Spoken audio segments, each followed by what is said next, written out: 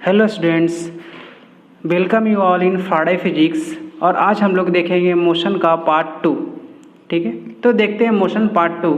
उसमें हमने पिछले क्लास में देखा था फंडामेंटल यूनिट और डिराइव्ड यूनिट। हमने एक बार डिराइव्ड यूनिट को फिर से कर दिया है। ठीक है, तो यहाँ पे मैंने लिखा वही चीज़ है, the unit which are dependent upon another unit is called derived unit. ऐसा यूनिट जो एक दूसरे पे डिपेंड करता है उसको हम लोग क्या बोलते हैं? डिराइव्ड यूनिट बोलते हैं। ठीक है, जैसे कि स्पीड इज इक्वल टू हम लोग जानते हैं डिस्टेंस अपॉन टाइम होता है। तो डिस्टेंस को हम लोग, कोई भी डिस्टेंस हो उसको हम लोग कैसे मेजर करते हैं? मीटर में, चाहे तो किलोमीटर में, चाहे तो सेंटीमीटर में। ठीक है, तो वही हमने लिखा, डिस्टेंस को मेजर किया हमने किस में? मीटर में। और टाइम को मेजर किया हमने किस में? सेकेंड में। ठीक है, तो इसलिए इसका ऐसा यूनिट क्या हो गया स्पीड का? Metre per second. क्या हो गया? Metre per second. उसके बाद हम लोग बात करते हैं वेलोसिटी का। तो वेलोसिटी इक्वल टू क्या होता है? Change in displacement upon time. ठीक है, तो डिस्प्लेसमेंट को भी हम लोग मेजर किस में करेंगे? मीटर में ही करेंगे। और टाइम को सेकेंड में, तो इसका भी ऐसा यूनिट क्या हो जाएगा? Metre per second. और फिर आती है बात एक्सेलरेशन का। तो एक्सेलरेशन का फॉर्मूला होता है change in velocity upon time. देखेंगे सब एक दूसरे से रिलेट कर रहा है। ठीक है, एक्सेलरेशन का क्या होता है? Change in velocity upon time. ठीक है, तो चेंज इन वेलोसिटी कैसे यूनिट क्या हो रहा था यहाँ पे? मीटर पर सेकेंड हो रहा था। देखें यहाँ पे मीटर पर सेकेंड। ठीक है, और टाइम का फिर से सेकेंड डिवाइड हो जाएगा, तो क्या हो जाएगा? Metre per second square. और उसके बाद फोर्स का, ये एग्जांपल हमने पहले भी किया था। ठीक है, फोर्स का क्या होता है? Mass into acceleration. फोर्स का फॉर्मूला क्या होता है? Mass into acceleration. हम लोग क्या कर रहे हैं? ये सब का ऐसा यूनिट फाइंड कर रहे हैं कि ऐसा यूनिट कैसे निकाला जाता है। अगर आपको दे दिया है, सिर्फ फॉर्मूला पता है, ऐसा यूनिट नहीं पता है, तो हम लोग डिराइव्ड यूनिट के थ्रू उसका ऐसा यूनिट पता कर सकते हैं। ठीक है, तो फोर्स इक्वल टू क्या होता है? Mass into acceleration. तो मास को हम लोग किस में मेजर करते हैं? केजी में, ग्राम में। ठीक है, तो मास को हम लोग स्टैंडर्ड फॉर्म में लिखे हैं क्या? केजी। और एक्सेलरेशन का हम लोग यहाँ पे देखें, अभी एक्सेलरेशन क्या होता है? ऐसा unit metre per second square. तो क्या हो जाएगा? KG metre per second square. अच्छा, फोर्स का जो ऐसा यूनिट होता है क्या होता है? KG metre per second square, या फिर इसी को हम लोग क्या बोलते हैं? न्यूटन बोलते हैं। क्या बोलते हैं? न्यूटन बोलते हैं। अब हम लोग थोड़ा सा आगे बढ़ते हैं। ठीक है, क्या आपको नेक्स्ट टॉपिक डिस्टेंस। डिस्टेंस क्या बोल रही है? The actual path covered by an object और बॉडी इज कॉल्ड डिस्टेंस। ठीक है, कोई भी बॉडी है या फिर कोई ऑब्जेक्ट है, वो अपना एक्चुअल पाथ जो कवर करेगा, ठीक है, उसी को हम लोग क्या बोलेंगे? डिस्टेंस। डिस्टेंस क्या है? ये स्केलर क्वांटिटी है। क्या ये? Scalar quantity. मैंने बताया था ना आपको क्या स्केलर क्वांटिटी क्या होता है? जिसके पास सिर्फ और सिर्फ मैग्नीट्यूड होता है, कोई डायरेक्शन नहीं होता है, कुछ डायरेक्शन पता नहीं रहता है कि वो किस डायरेक्शन में जाएगा। ठीक है, और एक चीज़ और याद रखेंगे कि डिस्टेंस जो है वो ऑलवेज हमेशा पॉजिटिव होगा। ठीक है, और ये क्या होगा? इट इज़ ऑलवेज ग्रेटर और इक्वल टू द डिस्प्लेसमेंट। ये क्या होगा? डिस्प्लेसमेंट से हमेशा चाहे तो बड़ा या फिर उसके बराबर होगा। और इसका ऐसा यूनिट क्या होगा? मीटर होगा। इसका ऐसा यूनिट क्या होगा? मीटर होगा। ठीक है, उसके बाद बात करते हैं हम लोग डिस्प्लेसमेंट का। तो डिस्प्लेसमेंट का देखेंगे, हमने यहाँ पे लिखा है डिस्प्लेसमेंट का, the shortest path covered by an object और बॉडी इज कॉल्ड डिस्प्लेसमेंट। इसका मतलब ये है, देखें यहाँ पे इस फिगर में थोड़ा सा ध्यान देंगे, ये क्या है? बॉडी ए से बॉडी बी तक कोई बंदा गया है, ये आपका पूरा एक्यूरेट डिस्टेंस ट्रेवल किया है, द एक्चुअल पाथ वो कवर किया। तो देखिए इसका कुछ फिक्स डायरेक्शन पता नहीं है ना, कभी टेढ़ा कभी मेढ़ा हो रहा है। ठीक है, कभी टेढ़ा मेढ़ा चल रहा है ये। लेकिन डिस्प्लेसमेंट क्या है? यहाँ से ए से बी तक जाने में जो शॉर्टकट रास्ता है, ठीक है, ये पर जो शॉर्टकट रास्ता है, इसी को हम लोग क्या बोलेंगे? डिस्प्लेसमेंट बोलेंगे। ठीक है, मतलब क्या? The shortest path covered by an object और बॉडी इज कॉल्ड डिस्प्लेसमेंट। ये कैसा क्वांटिटी है? ये वेक्टर क्वांटिटी है। क्यों? क्योंकि डिस्प्लेसमेंट के पास हमेशा क्या होता है? डायरेक्शन भी होता है और मैग्नीट्यूड भी होता है, इसलिए हम लोग इसको क्या बोल रहे हैं? वेक्टर क्वांटिटी बोलते हैं। क्योंकि देखें इसका डायरेक्शन पता है हम लोग को कि डायरेक्शन किधर? इधर जा रहा है। ठीक है, इसलिए हम लोग डिस्प्लेसमेंट को क्या बोलते हैं? वेक्टर क्वांटिटी बोलते हैं। और जो डिस्प्लेसमेंट है वो चाहे तो पॉजिटिव भी हो सकता है, नेगेटिव भी हो सकता है और जीरो भी हो सकता है। ठीक है, और ये जो डिस्टेंस है ये छोटा भी हो सकता है और इक्वल हो सकता है। चाहे तो डिस्टेंस छोटा होगा या फिर उसके बराबर होगा। और इसका ऐसा यूनिट क्या होता है? मीटर होता है। उसका ऐसा यूनिट क्या होता है? मीटर होता है। इस चीज़ को याद रखेंगे। ठीक है, और इस चीज़ को, ये पॉइंट भी थोड़ा सा याद रखेंगे। ठीक है, इट इज़ ऑलवेज लेस और equal to the distance. Clear? उसके बाद नेक्स्ट हम लोग देखते हैं क्या? स्पीड। स्पीड क्या बोलता है? The distance travelled by an object पर unit time over a short interval of time is called speed. ठीक है, मतलब कि हम लोग कितने टाइम में कितना डिस्टेंस ट्रेवल कर रहे हैं उसी को हम लोग क्या बोलते हैं, स्पीड बोलते हैं। हम लोग कितने टाइम में कितना डिस्टेंस ट्रेवल कर रहे हैं उसी को हम लोग क्या बोलते हैं, स्पीड बोलते हैं। अच्छा, जो हमारा बाइक हो या फिर 4 व्हीलर हो, ये सब में स्पीडोमीटर लगा रहता है, तो उसमें क्या दिखता है, हम लोग कितने किलोमीटर पर आवर के स्पीड से चल रहे हैं। ठीक है, तो स्पीड को कौन क्या मेजर करता है, स्पीडोमीटर। स्पीडोमीटर से हम लोग क्या करते हैं, स्पीड को मेजर करते हैं। ठीक है, तो यहाँ पे हमने इसको फॉर्मुलेट कर दिया है। अब स्पीड को यहाँ पे क्या हमने फॉर्मुलेट कर दिया है। ठीक है, speed is equal to distance by time. तो स्पीड को हमने डिनोट किया है v से, और डिस्टेंस को डिनोट किया है s से, और टाइम को डिनोट किया है t से। ठीक है, और ये कैसा क्वांटिटी, ये स्केलर क्वांटिटी है, क्योंकि स्पीड के पास कोई फिक्स डायरेक्शन नहीं होता है। वहाँ पे कोई डायरेक्शन नहीं लिखा रहता है, स्पीडोमीटर में कोई डायरेक्शन नहीं लिखा रहता है, एक फिक्स डायरेक्शन नहीं रहता है वहाँ पे। ठीक है, सिर्फ और सिर्फ मैग्नीट्यूड लिखा रहता है। देखोगे आप 40 kilometre per hour, 60 kilometre per hour, 120 kilometre per hour, लेकिन इसमें कुछ फिक्स डायरेक्शन नहीं रहता। अच्छा, इसका यूनिट, ऐसा यूनिट हमने अभी डिराइव भी किया, देखा भी। ठीक है, इट्स ऐसा unit is metre per second. उसके बाद यहाँ पे एक बहुत ही खूबसूरत टॉपिक है, इंस्टेंटेनियस स्पीड। इसका मतलब ये होता है, जैसे हम लोग बाइक में चला रहे हैं या फिर स्कूटी चला रहे हैं, ठीक है, और सडन से उसका स्पीड इंक्रीज या फिर डिक्रीज कर देते हैं। सडन से अगर हम लोग उसका स्पीड इंक्रीज या फिर डिक्रीज कर देते हैं, उसको हम लोग क्या बोलते हैं, इंस्टेंटेनियस स्पीड बोलते हैं। ठीक है, उसको हम लोग क्या बोलते हैं, इंस्टेंटेनियस स्पीड बोलते हैं। वही हमने लिखा यहाँ पे, speed of a body at a particular moment during its motion is called instantaneous speed.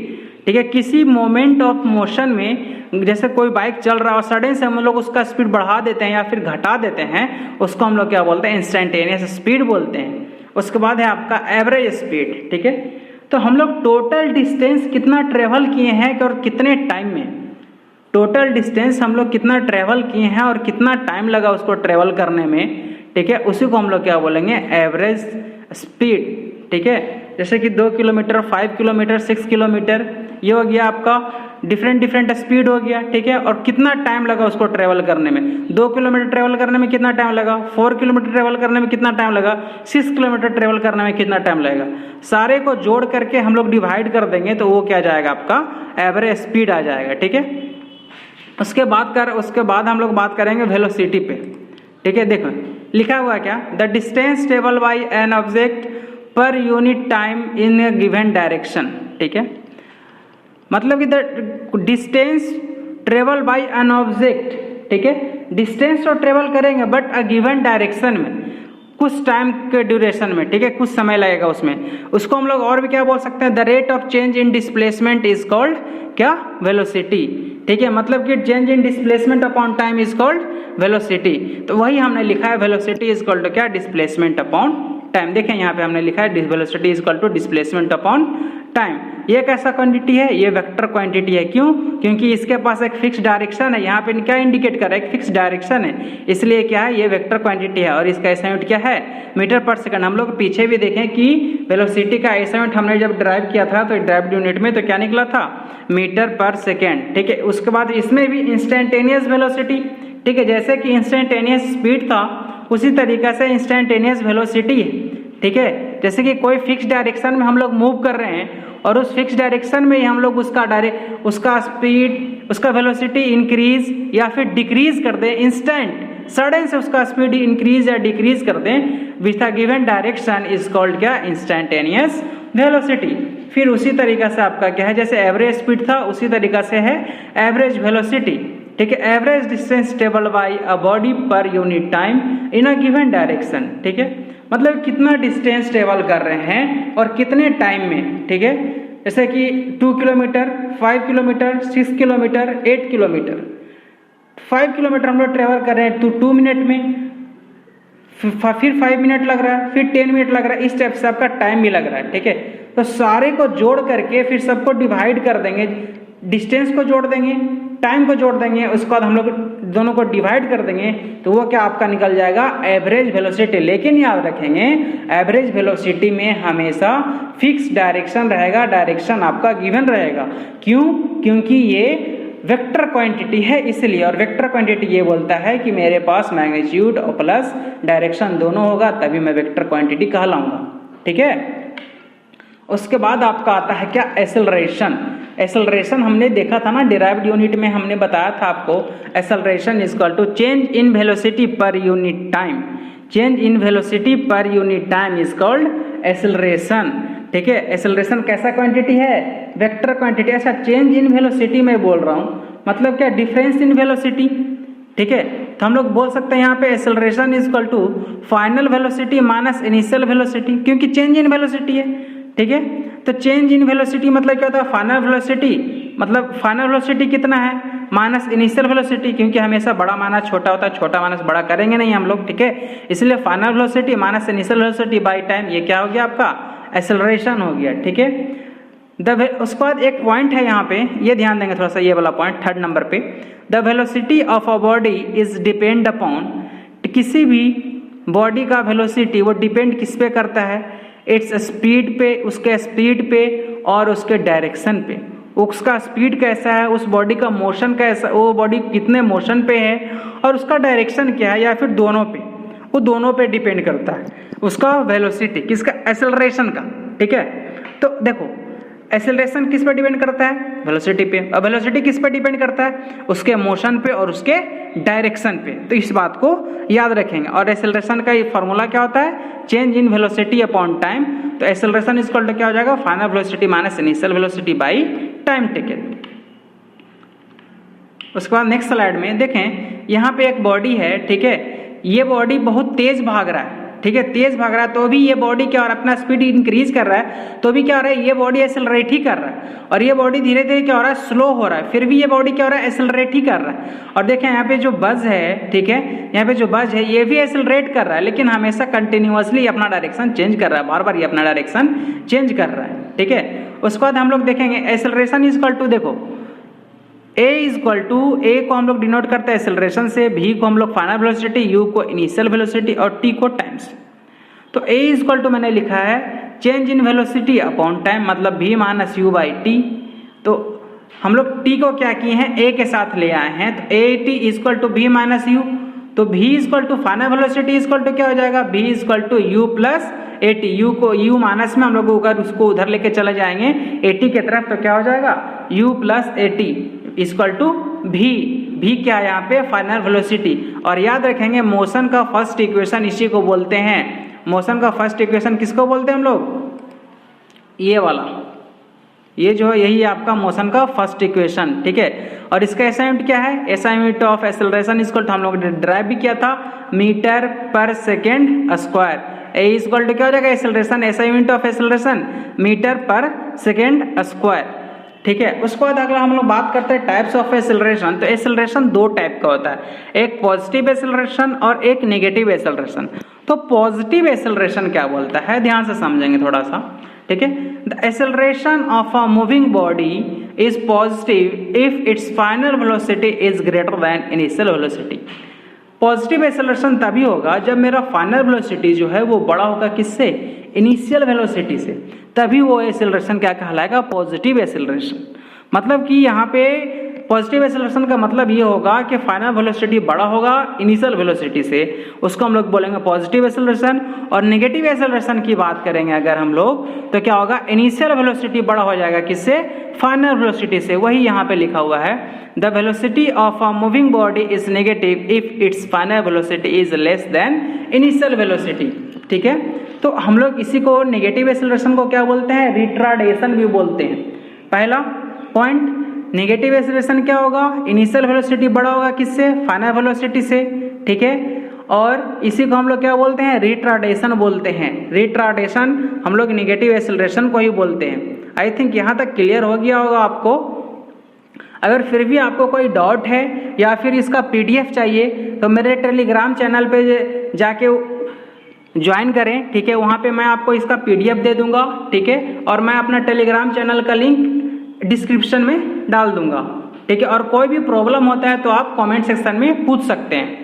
ठीक है, उसके बाद अगर हम लोग आगे बात करें तो यूनिफॉर्म मोशन और नॉन यूनिफॉर्म मोशन। तो यूनिफॉर्म मोशन क्या बोलता है?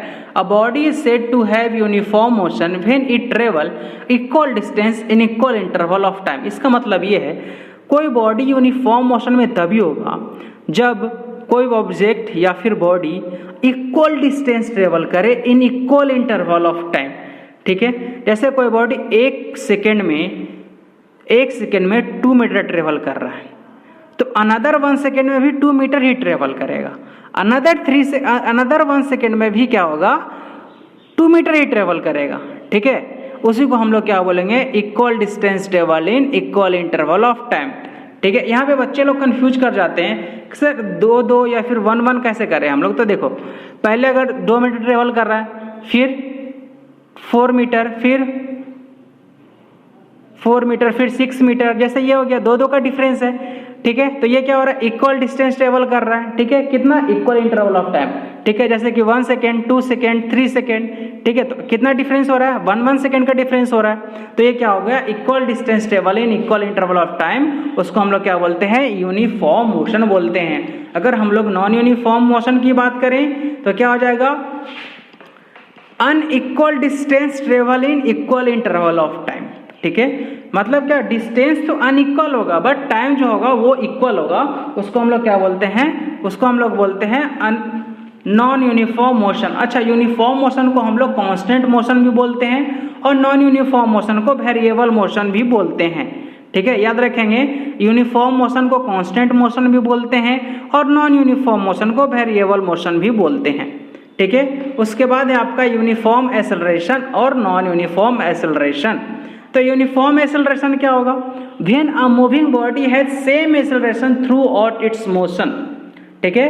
कोई भी मूविंग बॉडी है, कोई भी मूविंग ऑब्जेक्ट है, उसका जो ऑब्जेक्ट मूव कर रहा है तो उस बॉडी का एक्सेलरेशन जो है वो सेम रहेगा। जब तक कि मोशन होगा उस बॉडी का एक्सेलरेशन सेम रहेगा, कांस्टेंट रहेगा, चेंज नहीं होगा। उसी को हम लोग क्या बोलते हैं, यूनिफॉर्म एक्सेलरेशन होगा। इस चीज़ को फिर से मैं एक बार बताता हूँ, यूनिफॉर्म एक्सेलरेशन, जब तक कोई बॉडी मोशन में है तब तक कि उसका एक्सेलरेशन सेम रहेगा, ठीक है, चेंज नहीं होगा। जब तक बॉडी मोशन में है तब तक वो बॉडी का एक्सेलरेशन सेम होगा। उसको हम लोग बोलते हैं यूनिफॉर्म एक्सेलरेशन या फिर कांस्टेंट एक्सेलरेशन, ठीक है। अगर हम लोग नॉन यूनिफॉर्म एक्सेलरेशन की बात करें तो when a body has different acceleration at different point of time during its motion. इसका मतलब ये है कि जब तक बॉडी मोशन में है, ठीक है, तब तक क्या होगा, डिफरेंट पॉइंट पे, अलग अलग पॉइंट पे उसका एक्सेलरेशन अलग अलग होगा। अगर बॉडी मोशन में है तो अलग अलग पॉइंट पे अलग अलग एक्सेलरेशन होगा। उसी को हम लोग क्या बोलते हैं, नॉन यूनिफॉर्म एक्सेलरेशन, ठीक है। आई थिंक सारा कुछ क्लियर हो गया होगा। अगर आपको फिर भी कोई डाउट होता है तो आप कमेंट सेक्शन में कमेंट करके पूछ सकते हैं, मैं उसका आंसर ज़रूर से ज़रूर दूंगा, ठीक है। Okay, thank you. Next class में मिलते हैं हम लोग मोशन का पार्ट 3 ग्राफ को लेके, ठीक है।